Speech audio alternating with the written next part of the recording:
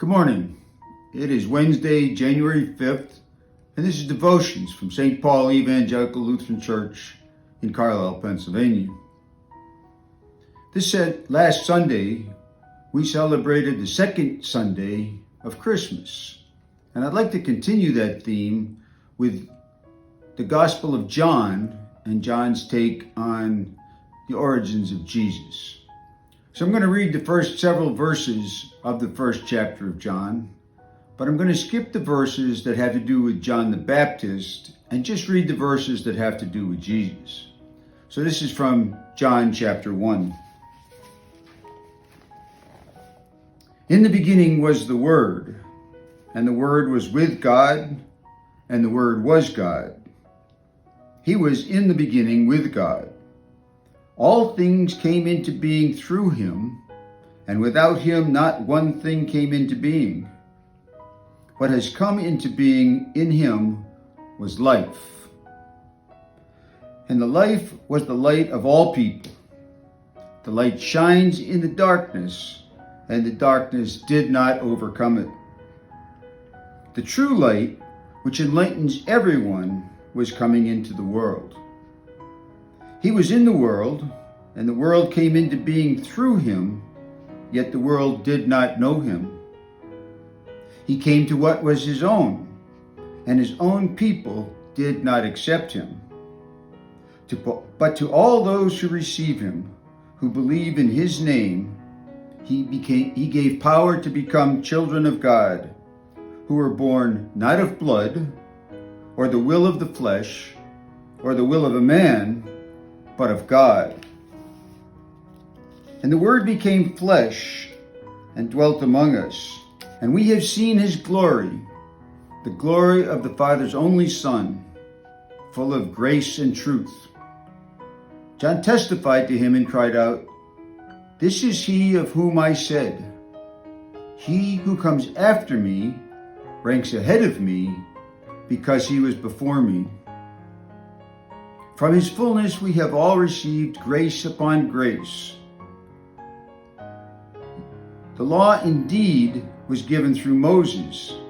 Grace and truth came through Jesus Christ. No one has ever seen God. It is God, the only Son, who is close to the Father's heart, who has made him known." John's take on the origins of Jesus is quite different from the other three Gospels. He never mentions Bethlehem, he never mentions the manger, but he has some very strong connections to Genesis. The first words of this Gospel are the same as the first words of Genesis, in the beginning. We also get the vision, the Word was God and the Word was with God. If you remember back to the Genesis story, God brought the world into being, the earth that we know and understand, by speaking. In fact, if you go through the Gospels, almost all of the miracles that Jesus performed were by speaking. So we see this idea of the Word, and it's very powerful. And Jesus is the Word. Now later in this passage it will say, "The Word was made flesh and dwelt among us." But there's one more thing that I'd like to point out before we get on too far. Pastor spoke this past Sunday on the same passage, and he talked a lot about the light. But there was a line in there that I would like to emphasize. What came into being in him was life. Jesus Christ is who gives us life. Now he talks about the light, he talks about being the light, he talks about shining the light on us, and the darkness could not overcome it. But what he did was bring into being life. God put breath into a pile of dust to form man. Jesus brought life,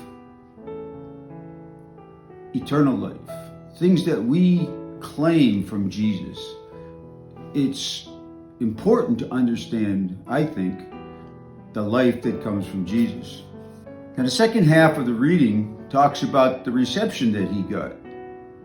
He came to the world, and the world did not know him. He came to his own people, and they did not accept him. But the promises that come from that is, if we receive him and believe, then we have the promise of being children of God.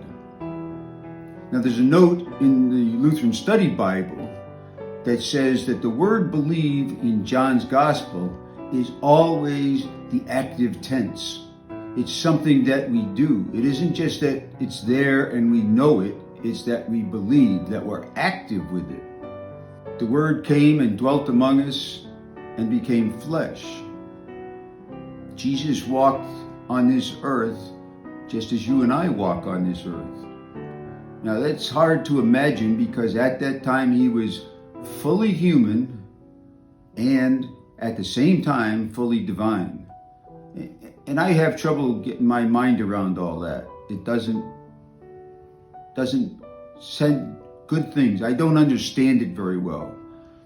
But I do believe that there's power there that you and I get because of what he's done. There's certainly redemption because of what's going to come later in his life. But there's also power because he gives us the opportunity to become children of God through belief. We're still celebrating Christmas. This is John's take. It's very different and in some ways quite strange when compared to the other Gospels, but it's powerful. It fills us with spirit. It fills us with the idea that Jesus came to give us something very, very special. And it's not just eternal life, it's spirit, it's life itself. So as we go on with the rest of our time to celebrate Christmas, and then as we go through Lent and get into the time of Jesus' crucifixion, we need to dwell back to think, this is the one who lets us know about God. This is the Word. And the Word was with God, and the Word was God. Confusing, difficult, but powerful and useful, and at least for me, inspiring. So I thank John for this gospel. I hope you'll take some time to dwell on it and use this active tense belief to think about Jesus Christ and our relationship with him. Thank you.